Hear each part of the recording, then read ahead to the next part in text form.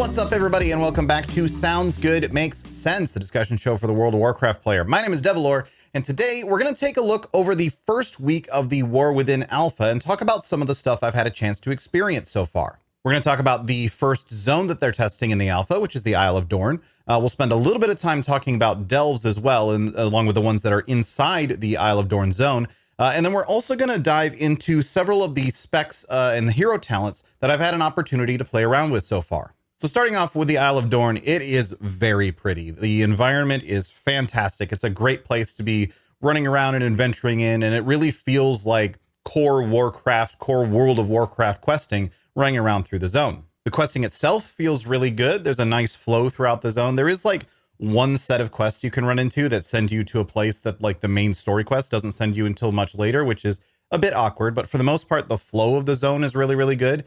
And honestly, this might not sound like huge praise, but I can remember some of the quests. Like I need you to understand that when I'm out questing, it's usually just brain off, run towards marker, kill things. And I can have done 30 quests and have no idea what the story is of anything that's going on at the moment.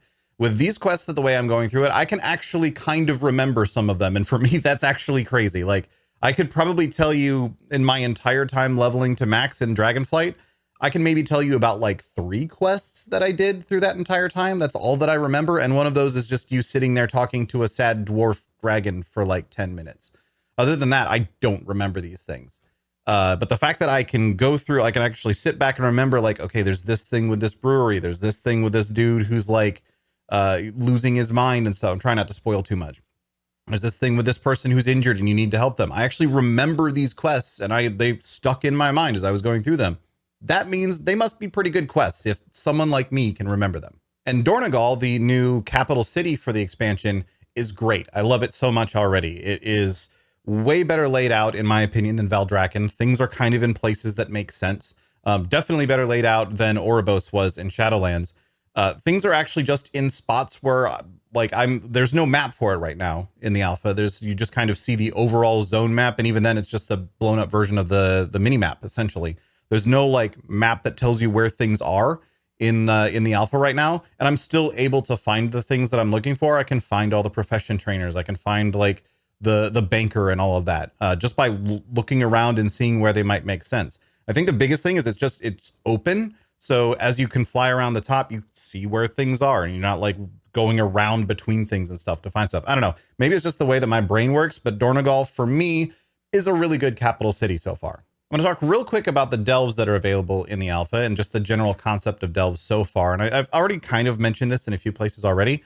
There's definitely a lot of promise to delves. I feel like this is a subject that's going to bear more intense discussion once we can come back to it later, once more of the system is unlocked and we can actually see how it's working out at endgame and all of that. But for right now, I can definitely see the promise. I can definitely see the potential for delves to be something really, really good. Like so far, they just really make a good, like, yeah, I want to play WoW for a bit, but I don't feel like dealing with finding a group, or I don't feel like dealing with going out and questing out in the open world. I want something that feels kind of dungeony to do, but isn't a organized dungeon. And obviously follower dungeons can fit into that as well, but delves feel a little bit more like intentionally catered towards the solo player as opposed to a dungeon, which feels like group content that you're just getting some NPCs to help you with. In fact, I really appreciated them a lot when I was testing out these different hero talent builds that we're going to get into in a minute, because it was nice to have the opportunity to go and do something on my own as I'm just testing and figuring things out that wasn't as high stakes as a dungeon and didn't rely on other players being around. Like I was actually able to go and experience these things and get a feel for how it would play in a group environment or a multi-mob environment on different types of content than just, standing there spamming onto a training dummy. They are definitely very, very easy right now in the alpha. Like there is basically no risk of not completing a delve, even if you're like half AFK most of the time.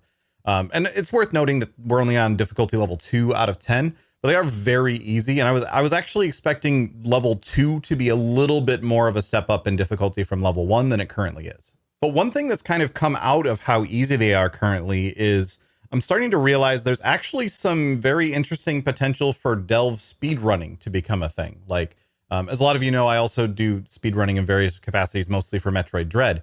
And it's the sort of environment where it's all about just optimizing each individual movement and figuring out your path through and like really, really optimizing things down to the nth degree to see how fast you can get through it. Now, I want to be clear. I'm not talking about like, I really don't think that Blizzard should add some sort of timed mode to delves. I think that would be a very bad idea, and I hope they don't do that. It's more just the concept of maybe a community could then form around a sort of community policed set of speedrunning rules in different speedrunning categories. There is some potential to try and figure out, you know, maybe there's a way to turn that into an actual thing. I don't know. I was having fun. Me and my friend Touchpad Warrior were just sort of experimenting with it a little bit. We managed to get down to like a 2-minute and 30-second clear of one of the delves by just really optimizing our path through it and splitting up. And obviously there was 2 of us, so it was a little bit easier. But the fact that like the stuff that we were doing to optimize that was really scratching that speedrunner itch in the back of my head. So I don't know. There may be some potential there. Now, I haven't had a chance to check out the 2 dungeons that are currently available in the alpha yet, mostly because I don't know. I don't feel like trying to random queue in an alpha where there's like maybe 5 people online most of the time. There's genuinely just not a lot of people who have alpha access right now. So I haven't really felt like random queuing for it. And I don't have a group of people to go in and bust it out with as of yet. So I haven't done the dungeons yet. Otherwise, the content that's available is very promising. I've been enjoying the content that I've been going through quite a bit, and it feels very quintessentially World of Warcraft. It feels good. It feels like good content to me. That said, there's not a ton of it yet, which means the majority of my time spent in the War Within Alpha thus far has been testing out different hero talents and trying to get a feel for different builds. This is made somewhat extra difficult on me personally because, as I've said many times in this show, I haven't really been playing Dragonflight. So a lot of these specs I'm just not as familiar with in this day and age. Like Windwalker I could play, and I understood Windwalker pretty intrinsically as soon as I started playing it. But some of the other specs, it took me a little bit of time to figure out. So just bear that in mind as I start going through these hero talents, that this is coming from the perspective of someone who probably isn't really optimized with any of these builds that he was trying. It's more about the look and feel and the fantasy and the general cohesiveness of each hero talent tree. Now, as we start going through this list, I'm going to start off with the classes that the hero talents I've liked the most, because I think some of how I describe how that and why I like these talent trees will help give some more information on the perspective for the ones that I get to a little bit later on that I think need some improvement still. And also, just again, as a reminder, this is all based entirely off of like feel and play style and how I think they're fitting together with their host classes. I don't know what to call that thing. The classes that you're playing as, the main classes. It's all about like feel at this point in time. Balance is something that is going to be a moving target through the entire alpha. It's entirely possible that much later on, like my favorite hero talent tree ends up not being very good because it's not balanced very well. It's entirely a possibility, but that's something that we won't know until literally the expansion releases. So we're not worried about balance so much right now. It's more about the feel of each individual spec and how they kind of how they play essentially. So first off, we'll start with Windwalker Monk, and specifically the Shado-Pan hero talent tree was the one that I spent a bunch of time playing thus far, and that's what I was playing in my first entire playthrough of the Isle of Dorn zone. I already did talk about this a little bit in Search of Answers this week, so I'm not going to go into too much depth on Windwalker Monk right now, but at least to the Shado-Pan tree, which is the one of the 2 that I have really spent some time with, I really like it. It feels like Windwalker, but more. It's really focused around the just sort of enhancing the existing kit that Windwalker already has, instead of giving you some whole new mechanic that you have to figure out how to deal with. And I appreciate that, especially for Windwalker, which is historically a very complicated class. Which, side note, they've made a lot of changes to Windwalker in the War Within Alpha so far, and they've really trimmed off a lot of the excessive buttons. Like, honestly, I kind of hadn't realized this until I started playing the War Within Alpha, but I think a big part of what was turning me off of coming back to Dragonflight was actually that Windwalker is so overly complicated that I was getting overwhelmed by that at the same time as also getting overwhelmed by everything else going on in Dragonflight constantly.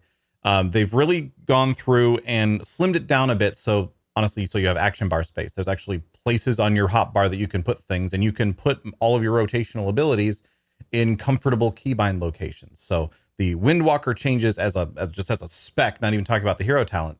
The Windwalker changes in War Within so far feel really good. I'm really happy with where the class is headed. So while the Shado-Pan hero talent spec feels like Windwalker, but a little bit more on top of it, just like enhancing what you do as a Windwalker already a little bit, Conduit of the Celestials was one that I was initially turned off of because I was like, it adds an extra ability. And I was like, I do not want an extra ability as a Windwalker coming from my most recent experiences playing it in Dragonflight.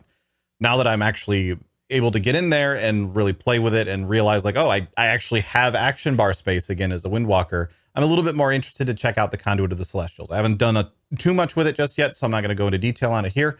But it does at the very least give you that option between Shado-Pan, which is, again, just Windwalker, but more, and the Conduit of the Celestials, where you're actually adding some extra flavor and a little bit of extra, like tapping into the mysticism, spiritualistic side of the monk, if that's what you want to do. Next up, we'll talk about Devastation Evoker, which opposite end of the spectrum. Windwalker was the class that I was, and the spec that I was most familiar with going into the War Within Alpha. Evoker, I had no idea what I was doing. I mentioned in Search of Answers that I literally had to get on a Discord call with somebody and have them explain to me how to play an Evoker because I was trying to figure it out live on stream while also fighting things and just doing everything wrong. And they explained like, here's your main core abilities and so on. I was like, oh, okay, now I understand.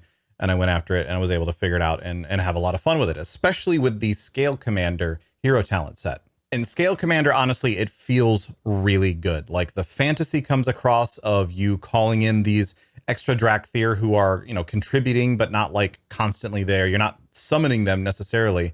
You just literally, as you're going through your rotation and you're using your enhanced destruction, or excuse me, enhanced disintegrate, you're getting these like evokers or these Drakthir just like screaming across the screen. The sound is great. The graphic effect is great. It felt really good. I've been told that apparently if you have a group with too many evokers in it, it can get a little bit overwhelming. But at least like playing solo and doing delves, it just really felt good. It really, really sold the fantasy of the Scalecommander, which I really appreciated coming from, you know, that's what these things are supposed to be. Another thing that I really like about the Scalecommander tree, and this will probably be a theme that's central to a lot of the trees that I really like, is the perks are sort of spread across multiple abilities. It's not putting everything, like Disintegrate, for example, is important to a Scalecommander, but so are your breaths, your empower attacks, so are a few other abilities that you're using. It ties into multiple different abilities so that you're not just putting everything into one singular basket. You actually get perks that affect and enhance different abilities in different ways. And that to me feels good. That helps really tie into that, you know, what you are but more aspect that Blizzard has stated was the goal for hero talents.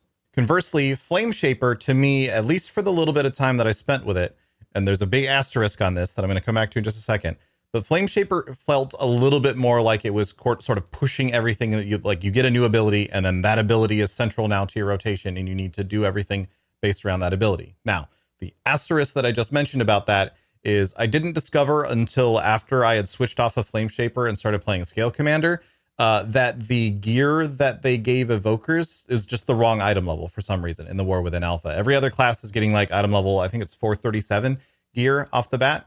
Evokers got like item level 137. So I was having a hard time killing everything, and I was like, wow, Flame Shaper feels really, really bad. Until eventually I learned it's just because I was wearing like level 12 gear, and that was the actual problem. So TBD on Flame Shaper. We'll come back to that one at some point in the future. The next hero talent set that I want to talk about is for the Havoc Demon Hunter, and that's the Aldrachi Reaver hero talent set. It's the only one that's playable right now for Havoc Demon Hunters in the for Demon Hunters in general in the War Within Alpha. The other one is like all the perks just do nothing. There's nothing to do with them yet, which is a bit surprising. I thought they said that they wanted to have all of them available immediately in the War Within Alpha, and this one seems to be missing, but just kind of caught me off guard a little bit. I hadn't realized it. Anyway, Aldrachi Reaver felt pretty good. Again, this was one where it sort of spreads things out around your rotation a little bit instead of putting everything into one basket for the most part. Basically, the way it works, as you sort of shear off soul fragments, you collect some of them. It eventually empowers your glaive throw. Then you use your glaive throw, and then that will then empower your chaos strike and your blade dance to do different things. So it's interesting because it's adding a little bit of complexity, just a small amount of extra complexity to a class that historically has been, you know, pretty simplistic. And I don't mean simple in terms of like it's easy. I know that really, really optimizing a Havoc Demon Hunter there's still a challenge there, even if it's less buttons. I'm just saying like the number of buttons that you have to use as a Havoc Demon Hunter is relatively minor. And this is adding some complexity to that spec without adding an extra button. Most notably, one of the ways that it does that is after you use your enhanced glaive throw, like I mentioned, and it then empowers your chaos strike and blade dance. It gives a different empowerment to each one of them. It gives it to both, but each one has a different empowerment. Chaos Strike is more of a single target, like debuff on your target that makes it take increased damage. Whereas Blade Dance is just basically more AoE damage when it's empowered like this. But whichever one you use second after you use your empowered Glaive Throw, the name of which, it gets a different name. I don't remember what the different name is right now. But the second one of those two abilities that you use after the empowered Glaive Throw gets twice the benefit from that empowerment. So in a primarily single target situation, you want to, as much as possible, use Blade Dance first and then Chaos Strike, because that will give you an increase to the debuff that it's putting on the target, making it take more single target damage. Vice versa, in an AoE situation, you want to Chaos Strike first and then use Blade Dance, because then the bonus that it gets to its AoE damage is increased pretty substantially. Now that can obviously get a little bit awkward because like Blade Dance has a cooldown and Chaos Strike doesn't, so you don't always get to choose to do it in that order. And that part of it is a little bit weird. It doesn't feel the greatest. But looking at the direction that they're heading with this hero talent spec, I think they're onto something, and I think it will be fun once it's gotten a little bit cleaned up. Next up, I want to talk about Warlock, because I've actually probably spent the most amount of time in the alpha so far playing Warlock, and trying out the actually 3 different trees that are available to it. Spent most of the time as destruction, so the first 2 trees I'm going to talk about are the Hellcaller and the Diabolist. I'm going to talk about these primarily from the perspective of a destruction player. So first off, let's talk about the Hellcaller. And for destruction, this basically takes your Immolate and turns it into Wither, and then does a whole bunch of extra stuff with Wither on top of that. Things like giving it the ability to gain stacks, which then it will at some point tick down and do extra damage while those stacks are ticking down. Or things like making it cast on a second target if you cast it twice. There's a bunch of different things that it does with Wither, and it makes the spec very, very centered around using Wither and keeping Wither up. In fact, its capstone ability is a 1-minute cooldown. This is the only spec that, at least that I've tried so far, where the capstone, the bottom talent, actually is the one that adds the ability instead of the top talent. It adds a cooldown that just basically makes Wither go brrr for a second when you use it. And I had fun with Hellcaller. Like, I was enjoying Hellcaller. I find it an enjoyable spec to play. But it's definitely valid feedback and concerns that I've seen from people, where it basically makes Wither your most important ability. Like, it's the Wither spec. Are you Hellcaller? If yes, Wither is the most important ability that you have. And that feels a little bit weird for a spec that has Chaos Bolt. Like, I've found myself casting Chaos Bolt not because I wanted the damage from Chaos Bolt. Obviously, it still does a ton of damage, so like that's cool and all. But I was casting Chaos Bolt because I was trying to make bigger Withers happen, not necessarily directly for the benefit of Chaos Bolt. And that's kind of a weird effect. And I don't really like how it kind of does that to the destruction tree, and really just makes it entirely about keeping this damage over time effect up, A, on as many things as possible, and B, keep refreshing the stacks on it so that it's doing more and more damage. Talking briefly about the Diabolist. This is one that I actually liked it more than I expected to for destruction. It was one that I was kind of going like, this is probably, like, if I'm going to play one of these two as my Warlock, it's probably going to be Hellcaller. But when I started messing with Diabolist, I was actually relatively pleased with how it came out. It ends up feeling less like demonology than I had feared. Like, yes, it's about summoning demons, and you do different things, and a demon gets summoned and it does a thing. But the important distinction between the way that Diabolist demons are summoned and the way that demonology demons are summoned is that, while yes, demonology demons, most of them are temporary. They're temporary, but they hang around for a few seconds.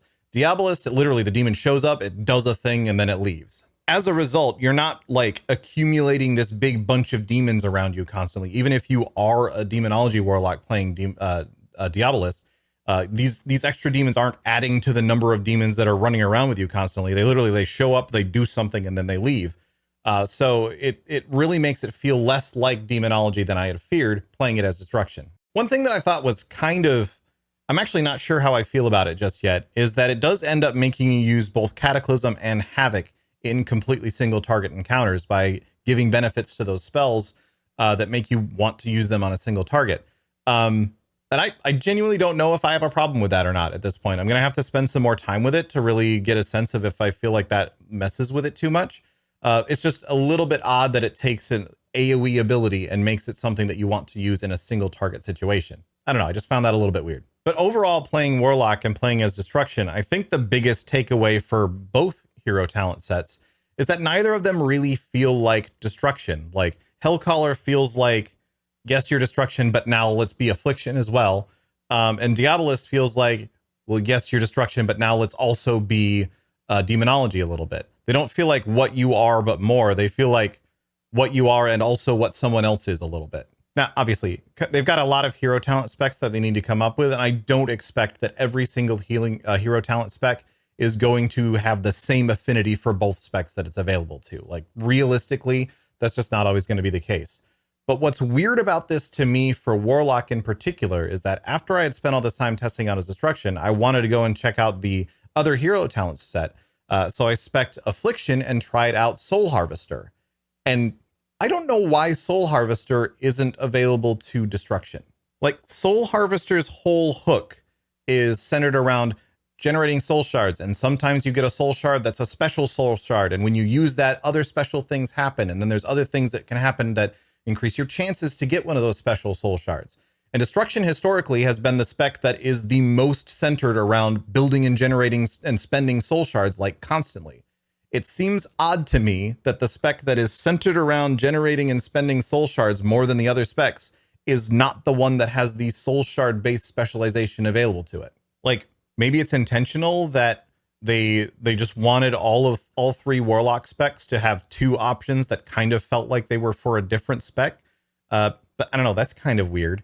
And maybe they decided that destruction should have Diabolist instead of Affliction, because they were like, well, maybe some destruction players want to be able to summon demons, but like, destruction players who want to summon demons already have an option to play a spec that's focused. They can just spec demonology if that's what they want. Most of the destruction players that I know specifically play destruction because they don't want to be based around summoning demons. They want to be doing those big nukes, and they want to be doing those big spells themselves and basically feel like a soul-based mage, which is why it's just weird to me that the Soul Harvester spec is not available to destruction. I don't know.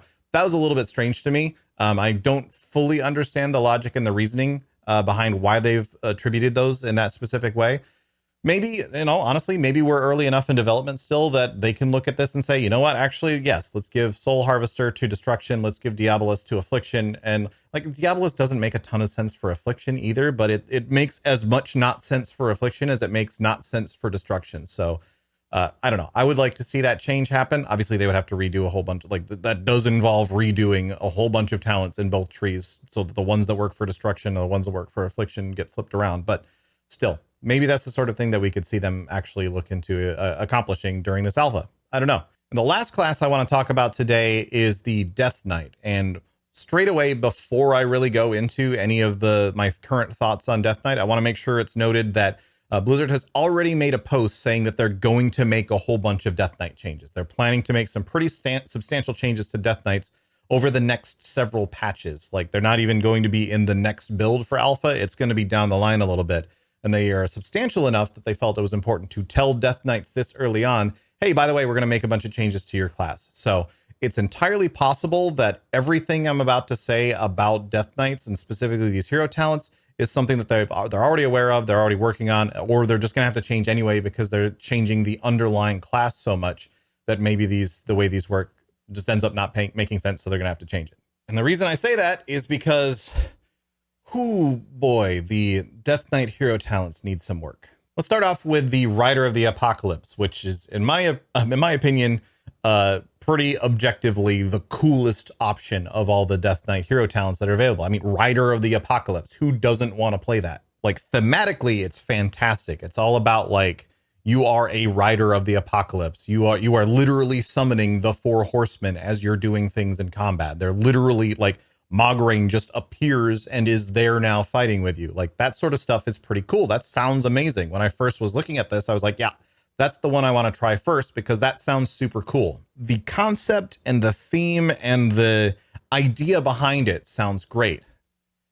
In practice, the implementation leaves kind of a lot to be desired for me. So the core hook of the Rider of the Apocalypse hero talent tree is that as you're using your abilities in combat, you have a chance to summon a random member of the four horsemen to come and aid you. So you would just be fighting and along comes Whitemane or Mograine or Trollbane or Nazgrim, who apparently didn't get the memo that all of their names were supposed to end with Ain. And that sounds super cool, but what happens in practice is they show up, they do a thing, and then they just kind of hang out for a little while. Like Whitemane, as an example, she shows up and she puts this huge damage over time effect on the target, which is great.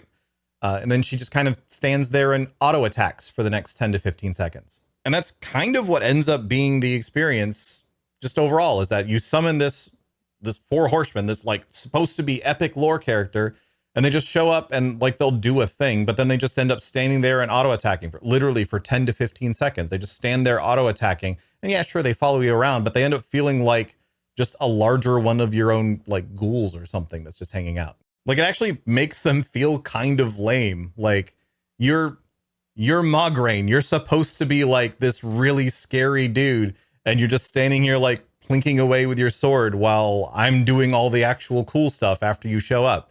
It's just a little bit weird. On top of that, they're huge. Like they're still like the size of a four horseman character. So as Mograine and Trollbane and all of them are standing there, like it's just a ton of visual clutter around you constantly. Now they could make them smaller, obviously, but I don't know that a tiny Mograine feels like that's just going to make them feel even more lame than they already kind of feel for me. So I don't know. This one overall kind of felt like a miss for me. I would like to see them look at the four horsemen and maybe do something more like the Scalecommander or the Diabolist, where they show up for a second, they do something cool, and then they leave. Well, maybe have them ride by on their death chargers and like swipe with their spell as they go past and then rush off, or swipe with their buff, or do something like they show up and aid you for like one attack and then leave. Having them just sort of hang around, and it's like your parents came over and they're just kind of watching you long after they should have left after dinner. That said, Rider of the Apocalypse does get major points from me for allowing you to use your death charger in combat, because that's just super cool. I really, really enjoy that. And that helps really sell that fantasy of you as a Rider of the Apocalypse, being able to ride around on your death charger. Super cool. Next up, I want to talk about Sand Lane. And Sand Lane is one that, like, honestly, it's just kind of a miss for me. It might just be that I'm not feeling the vibe of it as much, but for me, it was kind of dull. So basically, if you're playing Unholy, for example, you have a chance when you use, there's a couple of abilities that proc this, like Death Coil, Death Strike, that sort of thing. They have a chance to replace your Scourge Strike, a 10% chance on use, to replace your Scourge Strike with Vampiric Strike, which is basically Scourge Strike. It does the same stuff that Scourge Strike does, like it pops the pustules or whatever they're called, etc. But it also starts to stack up this buff on you. It does a little bit of self-healing, and it stacks up this buff on you that is kind of themed after Blood Queen Lanathel from the Icecrown Citadel raid, where it gives you this like pretty massive, as it stacks up, haste buff over time. The problem for me and how it played out is that 10% proc chance is super low. So it ended up feeling like until you get the capstone talent all the way down at the bottom, which then causes it to always be replaced for the entirety of essentially when you use Dark Transformation. It allows you to always be using Vampiric Strike for that period of time. Until you get that, it's basically never activating. And then once you do have that, it makes it feel like your goal is use Dark Transformation to activate this, get it stacked up as much as you can, and then hope that you get a proc before it falls off so that you can refresh it, or refresh the buff before your Dark Transformation comes back up again. Like for me, this spec ended up kind of feeling like we've added this new maintenance buff for you to keep track of, but we've also made it annoying for you to deal with that maintenance buff. It just kind of, I don't know, it kind of wasn't really doing it for me. And maybe that's okay. Like, obviously, like I've said before, I kind of like the boring Windwalker spec, the one that just enhances your punching and kicking a little bit. So maybe it's okay that this one was kind of flat for me. Maybe that's what I want, actually. I don't know.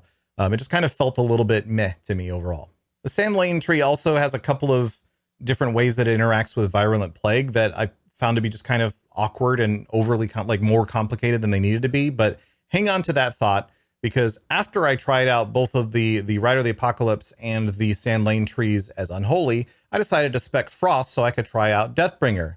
And oh boy, that spec is way too complicated. Deathbringer, kind of like the Hellcaller tree for Warlock, gives you an ability called Reaper's Mark, and then bases pretty much everything else in the tree around this new ability that you just got. So already straight out of the gate, it doesn't feel like what you are, but more in any sense of the capacity. It feels like now you have Reaper's Mark, and Reaper's Mark is your most important ability. But worse than that, Reaper's Mark is just stupidly over complex. There is just way too much going on with this thing. Like I literally stared at the tooltip for this thing like for probably 10 to 15 minutes until I had a vague idea of understanding of what it was doing. Here's my attempt at trying to simplify what that tooltip says. So it deals damage when you use Reaper's Mark. It deals damage immediately. There's some immediate upfront damage, and it applies Reaper's Mark, which gains stacks whenever you deal Shadow or Frost damage.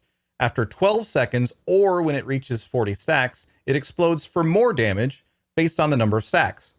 If there's another enemy nearby and the target that it's on dies before it explodes, it'll jump to that other enemy that's nearby. But if there's not another enemy nearby, it'll automatically explode when the target drops below 35% health, but it can only do that every 3 minutes. That's literally, that is all the information that is in the first talent in this tree.